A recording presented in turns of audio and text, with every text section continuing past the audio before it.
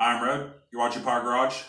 Today we're working on the all-wheel drive EM2, but I got this JDM K24 that I'm going to be working on today. I got it from JDM of San Diego. Good source for all your JDM engine needs. Today is sponsored by them, so they hooked me up with this engine so I can get my all-wheel drive EM2 back and running. Now, unfortunately, things happen, and I will be rebuilding that engine, but it's going to take time, it's going to take money. So right now what I'm going to do is I'm going to tear this engine down to what I need, and I have some components that I'm going to be bolting onto it so we can get that thing making some boost.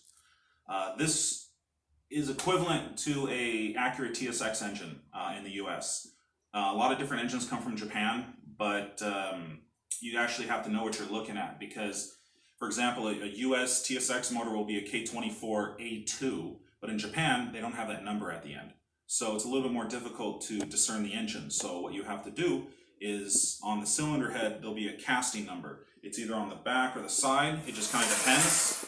Like this one is, let's see, yeah, right here. This one says RBB, and RBB is a TSX head.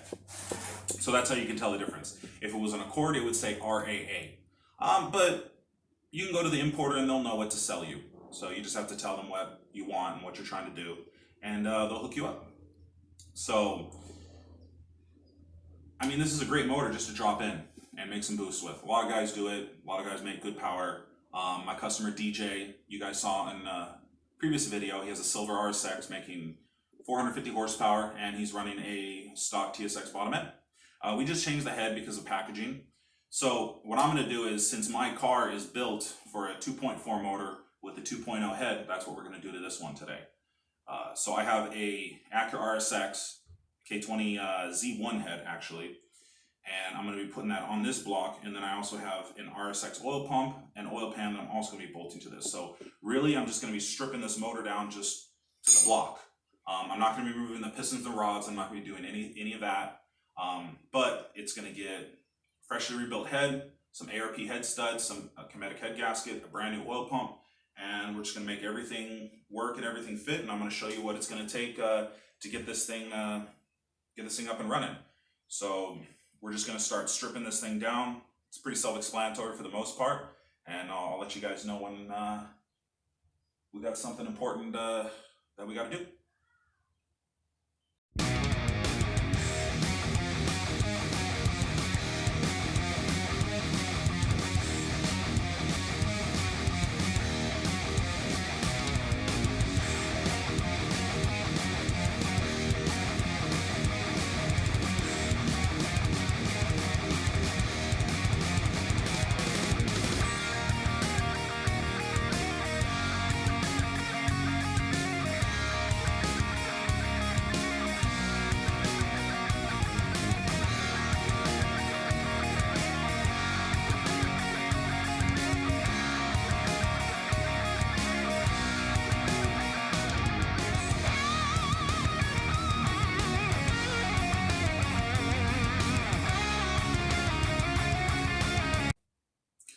Okay, so as you can see, I pulled off most of the stuff on the block.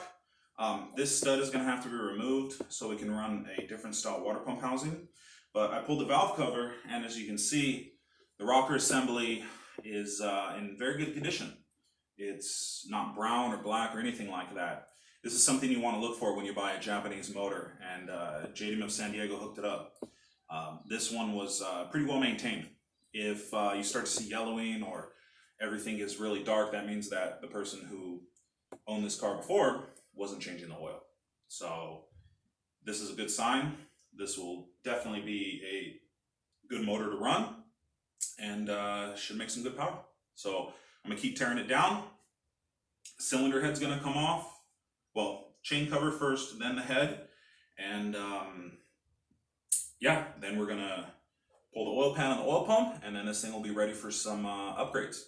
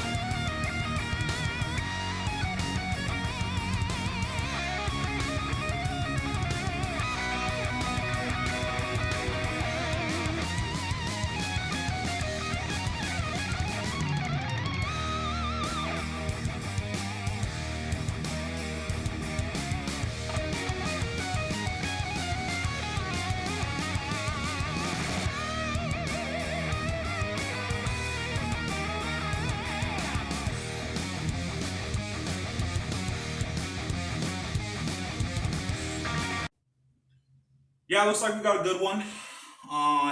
Looks pretty nice. I mean, carbon buildup, that's normal. Any motor's gonna look like that, but I mean, the cylinder walls look good. So, got the head off. I don't see any burnt valves or nothing. Everything looked like it was running legit. Spark plug looked nice when I took them out. So, yeah, I'm gonna bolt up the engine stand. We're gonna finish taking the oil pan and oil pump off, and then, like I said, this thing will be ready for some upgrades.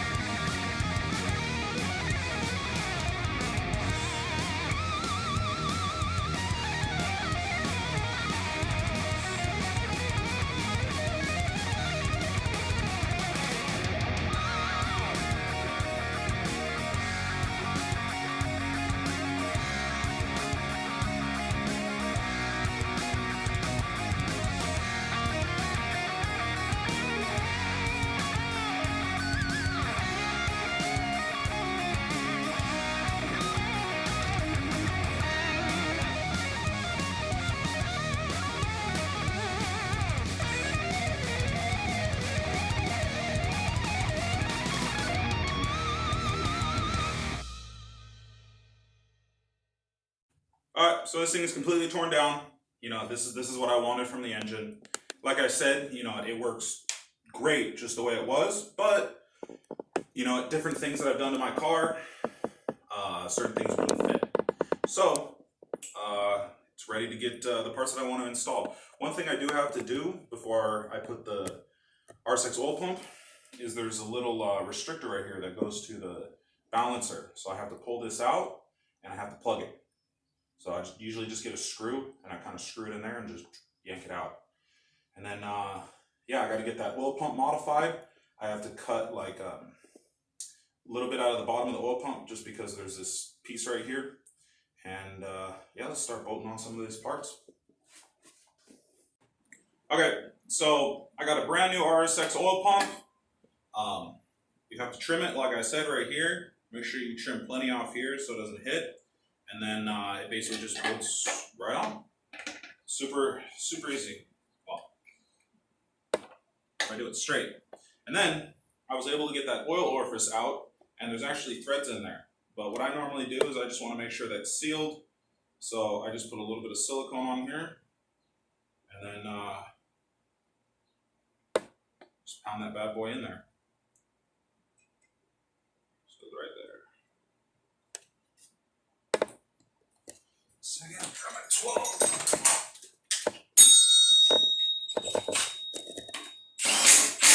There we go. That'll work.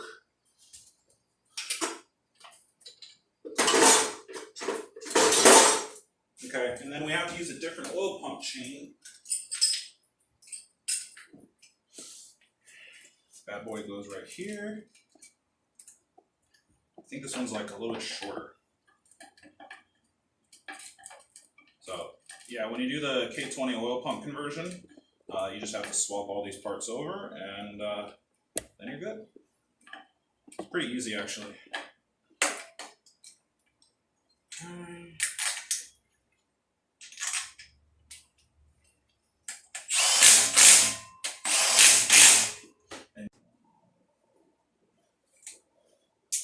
Work.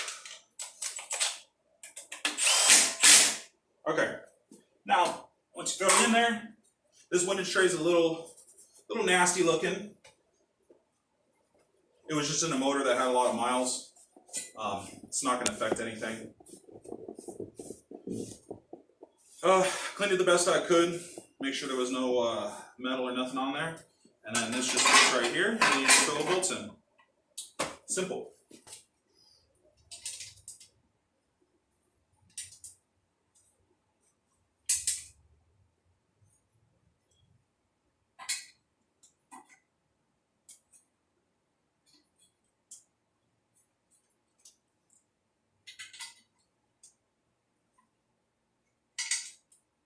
No problem.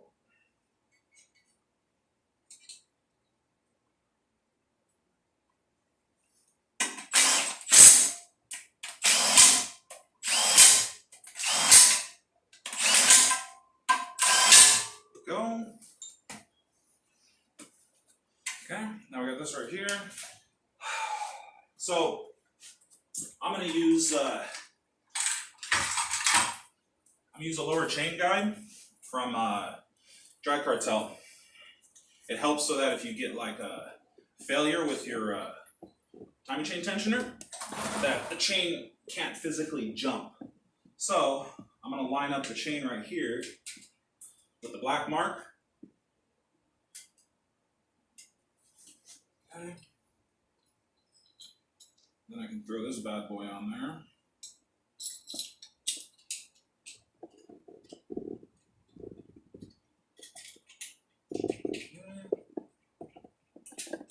Gotta line everything up.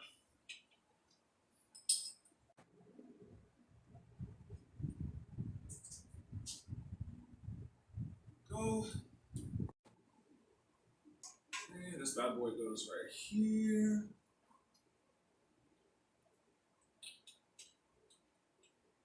Bolts onto the oil pump.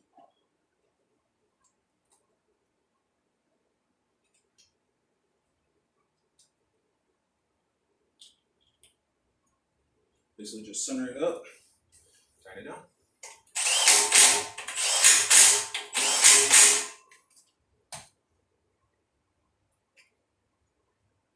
That looks good.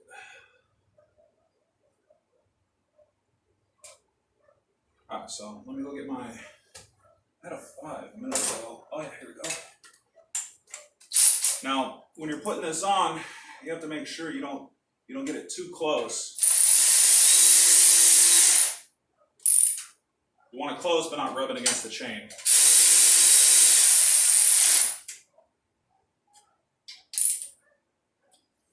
Okay, that will work. So, pretty simple. So now we got a RSX oil pump. I just got to pull these little studs out, and then glue on the oil pan that I got. I have a aluminum oil pan that I tapped for the oil return. So we'll flip this motor over after I bolt on the oil pan, and then we're going to start working on the head.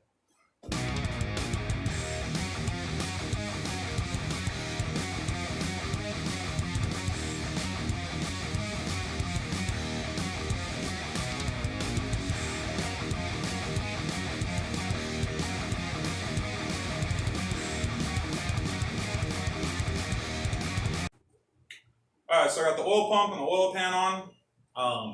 I'm going to start working on the head. Because we're going to be putting boost through this motor, I like to use ARP head studs. The factory head bolts are actually torqued to yield, so they're designed to stretch. And having head bolts that stretch is not something you want for a boost, because the head can lift pretty easily. So we're going to throw these in. It's pretty simple.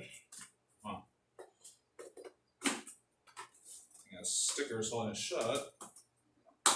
So really you just got to thread these in and then install the nuts once I put the head on. So set these to the side, and the top of these is has a 3/16 Allen. So I got my ratchet with the 3/16. So what I like to do is just start these bad boys and just run them down with my electric ratchet. So give me a minute, get this handled.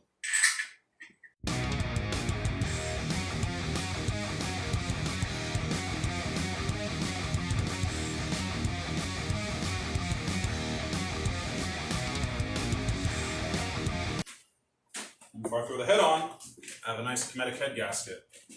I like to run these. They come in different thicknesses. You can custom order whatever you want, and they work very well. Top and bottom look the same, so you gotta look for these two holes. This hole is for the VTEC, so it's not that hard to line up if you know which side goes where. This chain is kind of in the way. Okay, make sure you have your dowel pins. Then let me go grab the head.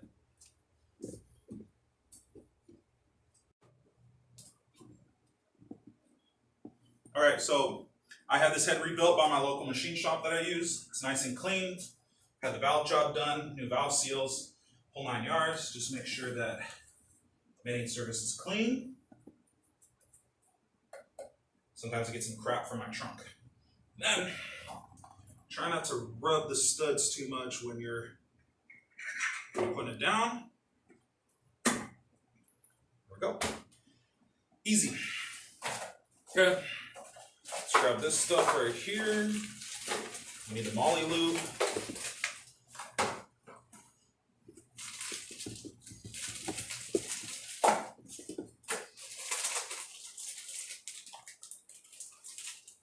So, in order to use these studs, you have to stick the washers down first. I can throw those on. I'm not going to put any lube on the washers because I don't want them moving around. We didn't put any aftermarket valve springs or retainers because this is just a little budget belt. Just so we can drive the eBay. No, not the eBay, sorry. The all-wheel drive EM2 around. Get some boost. Test the all-wheel drive system. You know, I've been getting a lot of people asking me what the torque split is on the dyno. And you know what, I haven't really been pushing any decent power to compare that. So next time it's on the dyno, I'm definitely gonna be checking that out. Okay. Alright, so now we gotta torque the head down. You're supposed to do it in 3 increments. I'm gonna do it to like 75 foot-pounds, so I'm not gonna go too crazy on the head. So 25, 45, 75. Works for me.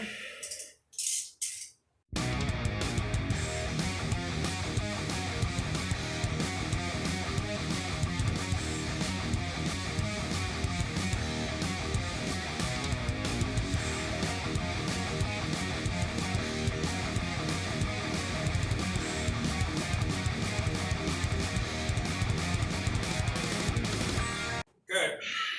Gotta be careful when you put these on. This is how I do it.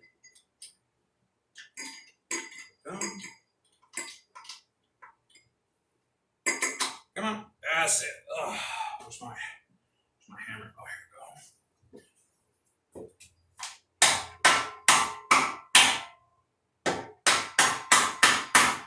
Easy. Now, might be missing a couple springs.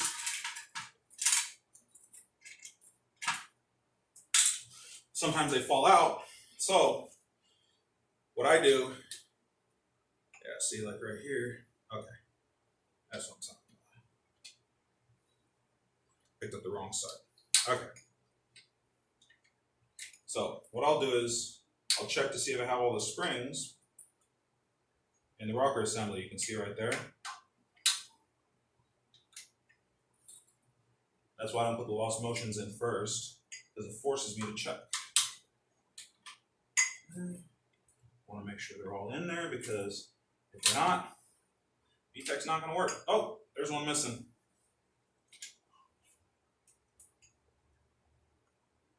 The other one's in there. There we go. No problem.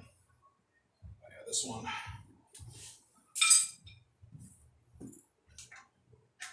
So I'm going to have to pry up. There we go. That one is in there.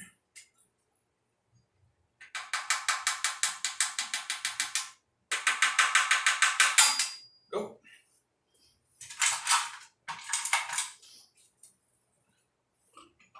I know for sure there's another one missing because I could see it when I took all this stuff apart. That one is there. Okay.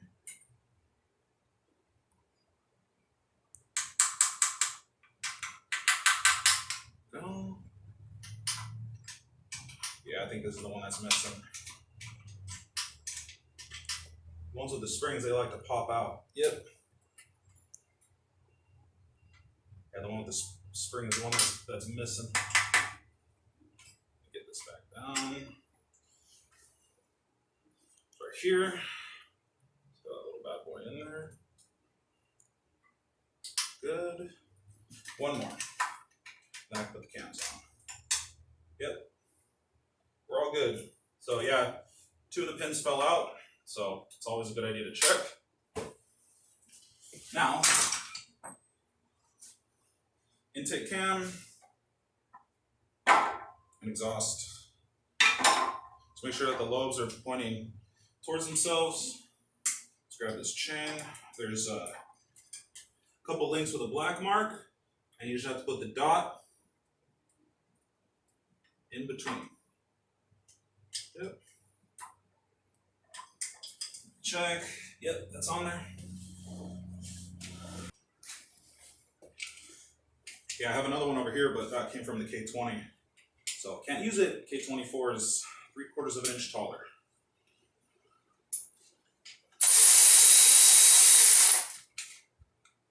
Okay.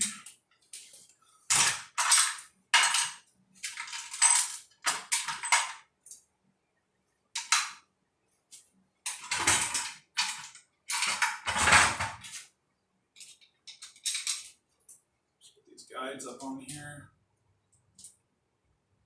Pretty straightforward. Done this way too many times. It's cool. I like these motors. They make lots of power and pretty reliable. As long as you don't push them too hard. Now we got a chain tensioner. This one is in good condition. Okay. Put the caps on first. And these are numbered, so don't mix them up.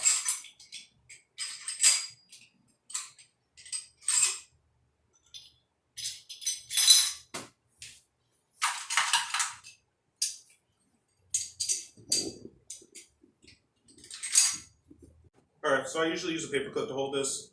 Shove the piston back in. The tensioner where it belongs, and then I can tighten up the cam towers.